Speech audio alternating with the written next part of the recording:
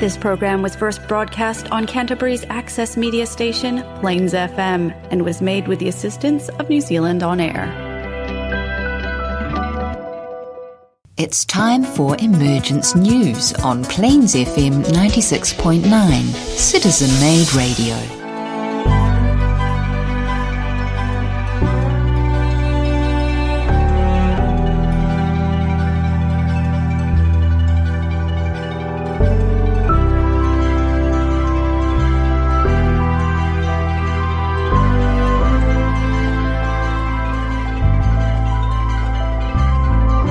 Kia ora, and welcome to Emergence News. My name is Nigel, and in the studio today, joining me on the program, Peter. Good morning, Peter. Good day, Nigel. How are you there? It feels like a while since we've been in here. It is, yes, indeed. And welcome to you, John. And welcome to you two lads as well. Hello, Peter. Hello, Nigel. Great. All right, John. Just before we get started, your fan base, they're eager to know, have you had your coffee this morning? I'll tell you what, Nigel, I stepped outside of my comfort zone, which I'm well known for, and I bought a coffee on the way in and a scone. And a scone. So I'm breaking all sorts of personal rules by eating scones because at one point I considered the scone the most boring food ever developed in the English world. Even if you've got jam and, you know, the Devonshire tea thing, jam and cream on top? Yeah, no, Devonshire tea, it makes the scone palatable. But I'm stepping out of my comfort zone, Nigel. There is no challenge that I cannot rise to. So I've had a scone this morning. We never know when the three of us get into the studio. We actually don't know what we're going to come up with. We don't know what John's going to say. Do we, Peter? We just hold our breath. Neither does John. Okay, guys, look, the program is about the World Teacher and for all humanity. His name is Maitreya. And a author that we refer to a lot on this program is called Benjamin Creme. And he has written a book called The World Teacher for All Humanity. And we have a number of copies available. If you'd like a copy and you live in Christchurch or Canterbury here in the South Island of New Zealand, then you are welcome to make contact with Plains FM and we can arrange a copy for you. And Plains FM, you can write to us at Plains FM 154 Madras Street, and that's in Christchurch, area code 8011 in New Zealand. Or you can email us. You can contact us by email on info@plainsfm.org.nz. And you'd have to address it to the Emergence boys. Yes, the team at Emergence News. Attention, John. Don't do that to me. We'll make an administrator out of you, won't we? Now, last time on this program, you may remember we were talking about the 7 rays of evolution. And Peter, for me, it was fascinating. It was a fantastic episode. I really enjoyed listening back to it. And it got me really interested in when you talked about Tesla, the inventor. And he has a Ray 5 physical body, therefore a Ray 5 brain. Just remind us what the Ray 5 is. Yeah, well, the Ray 5 is a scientific ray, really, and it's underlying all of humanity. It's not like a focus necessarily, but it's focus on individual people so much, but it's there to be picked up, if you like. So, I'm sorry, Nigel, to cut in. Peter, if we live in a Ray 2 solar system, our Logos is Ray 3, and... no, the planet is Ray 3. The Logos is Ray 2. That's right. Okay, so the solar system's Ray 2, our Logos, so our God, is Ray 2, and the planet's Ray 3. That's right, yes. So then we have this 5 sitting there as well. What can that tell us about the shape that humanity could take? It's almost like it's loving, intelligent science. Yes. Well, the thing is, of course, we've got a mental focus as the main focus now, because we're at a point where we need to overcome the emotional vehicle and start thinking about things. And become more mentally polarised. Mentally focused. Yeah. So intelligent love is a key idea for life on planet Earth, right? Yeah. Because Ray 2 Logos, Ray 3 planet, Ray 2 solar system. Yes, that's right. Yep, so intelligent love. Yeah. So think about who you fall in love with. Right? Gosh, you brought the conversation to a grinding halt there, John. But it's a really interesting point. It's so often it's about physical attraction, but actually keeping your attention high, as we said on the last episode, and develop that skill through meditation. Can only help you make better decisions in life. Look, it goes back to Maitreya's overarching consideration for individuals, and that is know who you are. Find out who you are. And the practice of that is honesty and sincerity, which will lead to detachment. So if you begin that journey about knowing who you are, and as you say, Peter, maybe knowing your race structure, but actually finding out who you are, you'll start to discover how you operate, pros and cons, and maybe you can avoid some of those pitfalls that you've been making life after life after life. Imagine an education system that encourages and enhances that philosophy. And I thought that's what Steiner was all about. I thought Steiner was going down that, let's discover the individual qualities of the child and teach accordingly. Yes, that's right. And in fact, the teachers of the future will understand how to work out the race of a child and also their point of evolution, because it's no good trying to teach them something above where they can understand. They need to be. It needs to be, fit for the purpose. And that's why a syllabus for all, one syllabus for all, doesn't cookie really cutter. work. No, It's a cookie. right. What it does is it produces units of employment for a capitalist system, Yes, right? which is not the future. Which is not the future, and it's not working now. No. It's not the present either. Now, I mentioned earlier Tesla. He had a Ray 5 physical body, which means he's got a Ray 5 brain. And I remember you saying it's not really very common for anyone to have that ray as your physical equipment. So I dived into Benjamin Krem's books. There's lists and lists of famous and well-known individuals. Hundreds there, isn't it? Oh, there's several thousand, I think. And I could find only two others.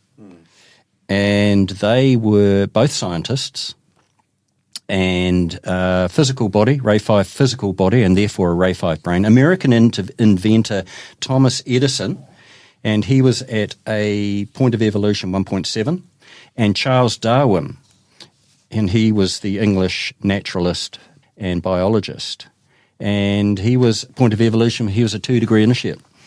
So there's 3 guys with a Ray 5 physical body and brain. Yes, And that's it. very unusual because most of us are either on Ray 3 or Ray 7.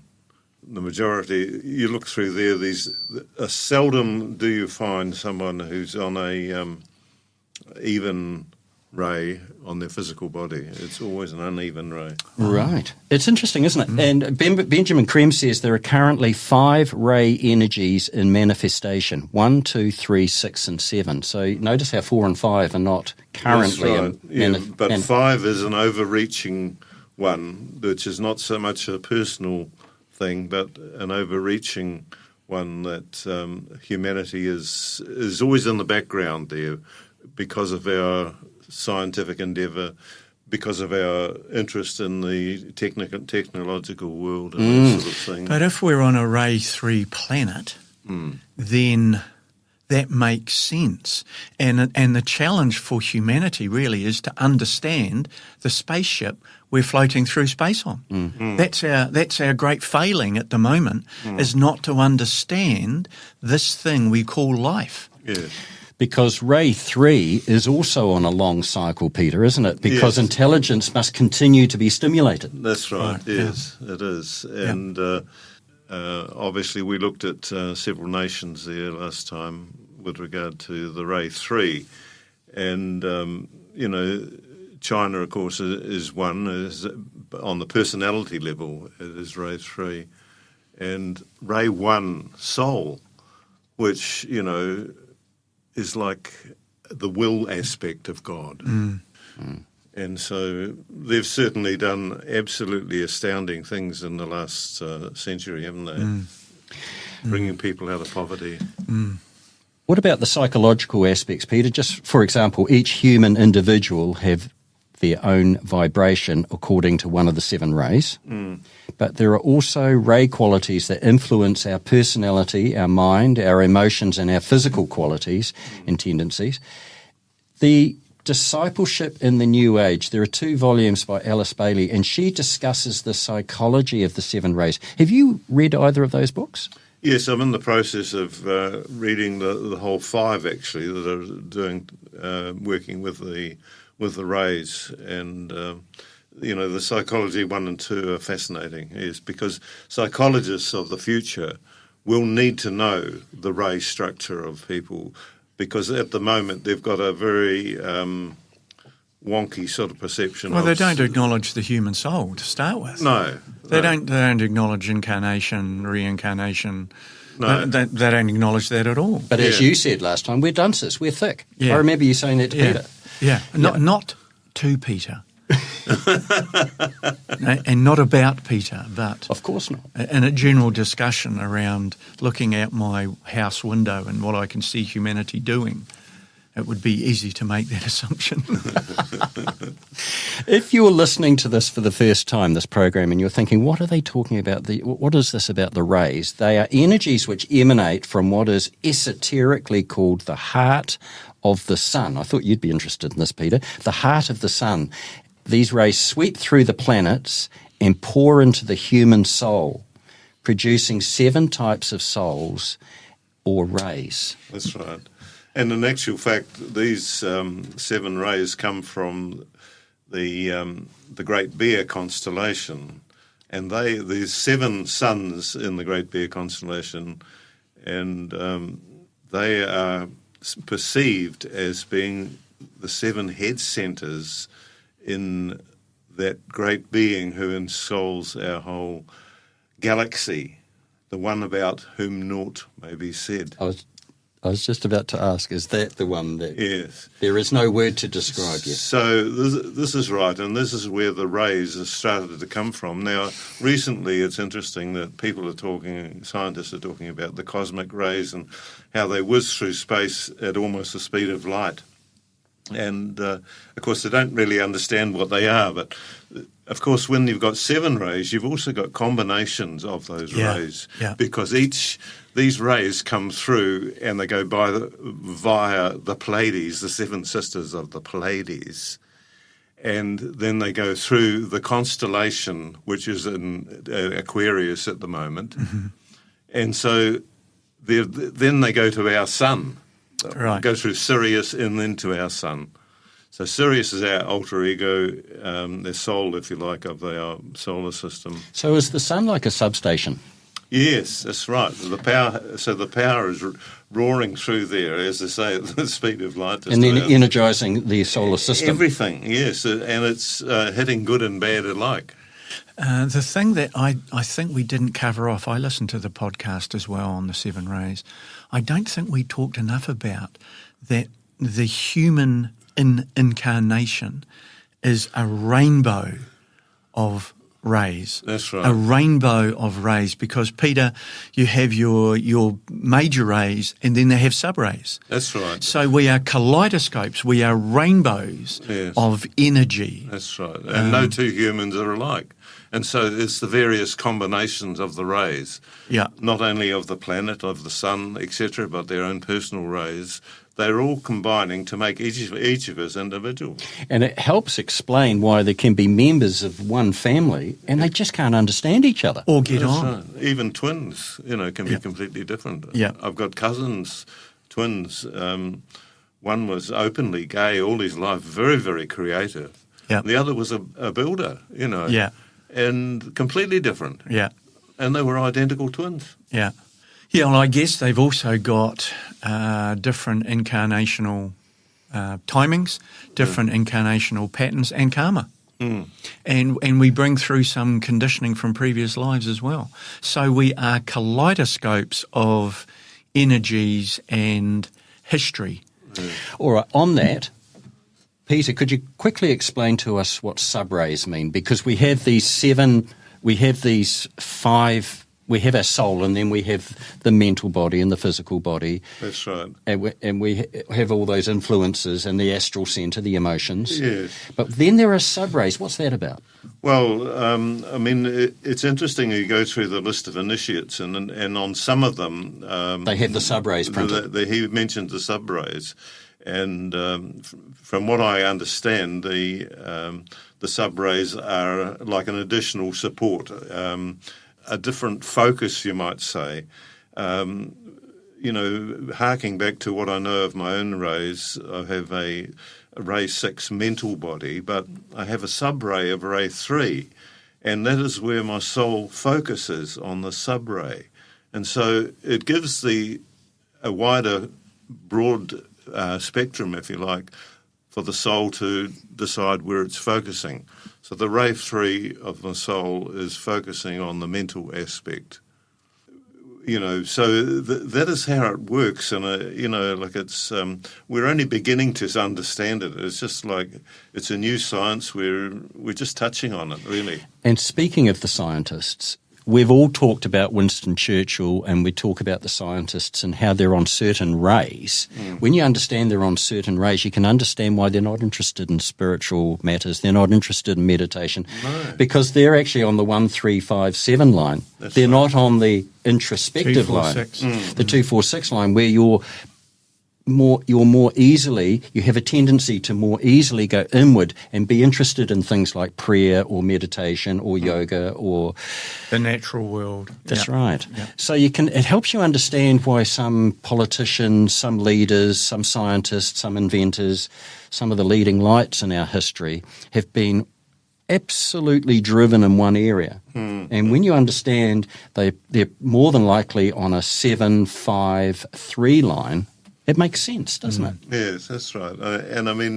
It's just really the soul's intention for that life. Exactly. Really, that is what... and this, that's their dharma, their destiny. And so the subrays give it a broader range, I imagine, of points to focus on.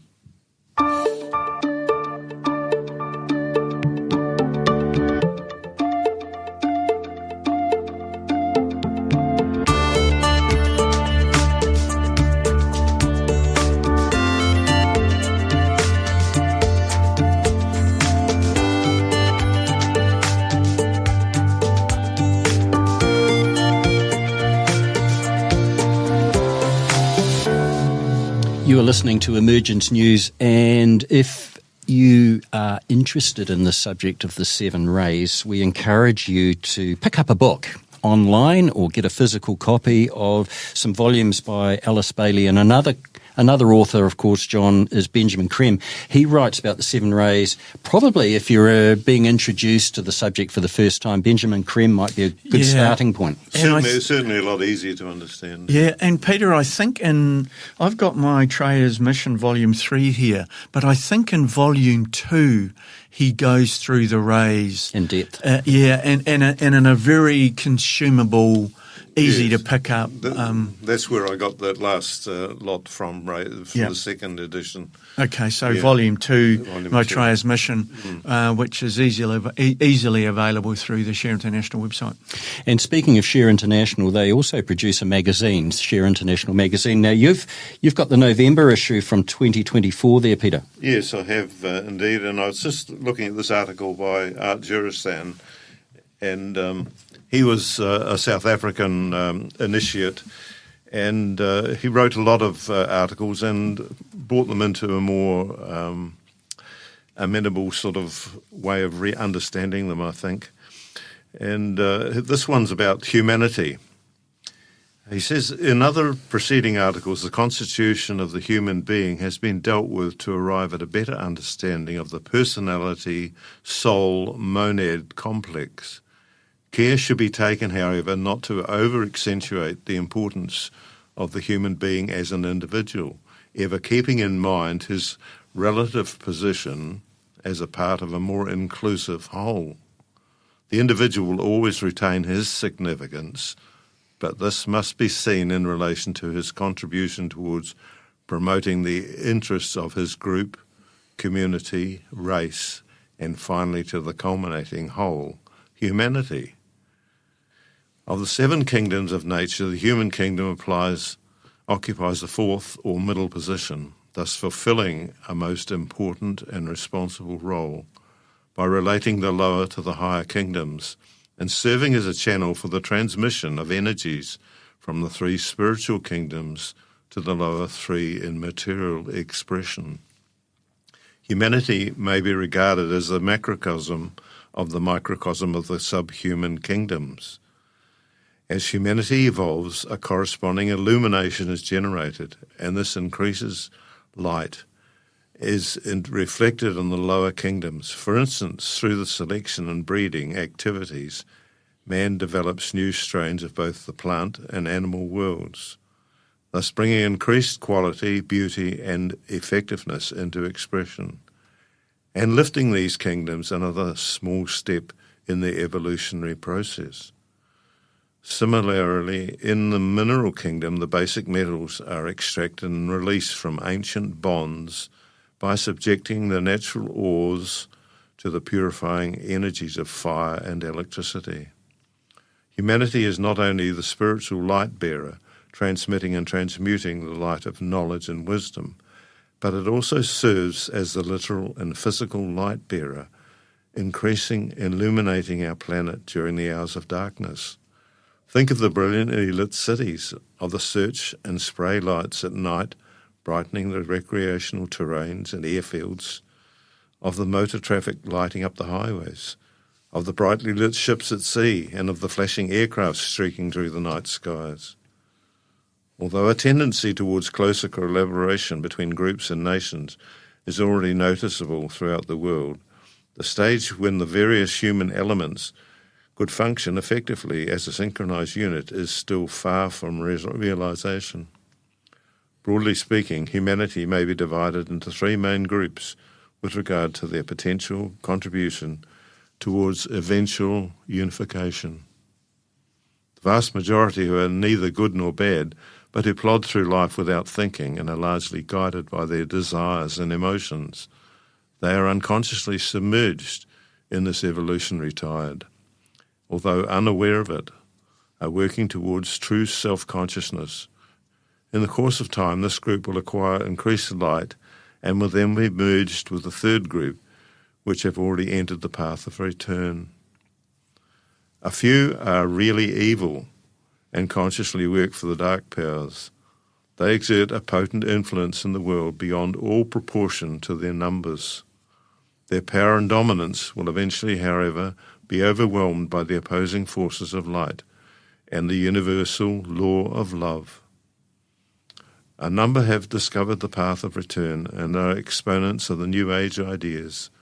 This group is breaking away from the selfish approach to life, turning thoughts and activities towards selfless and altruistic living, improved human relations.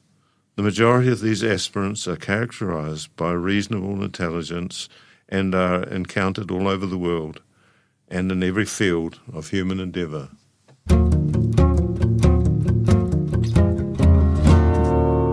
This is Emergence News. Just before we go, how to contact us. For more information, you can go online to shareinternational.org. Fantastic website, John, that.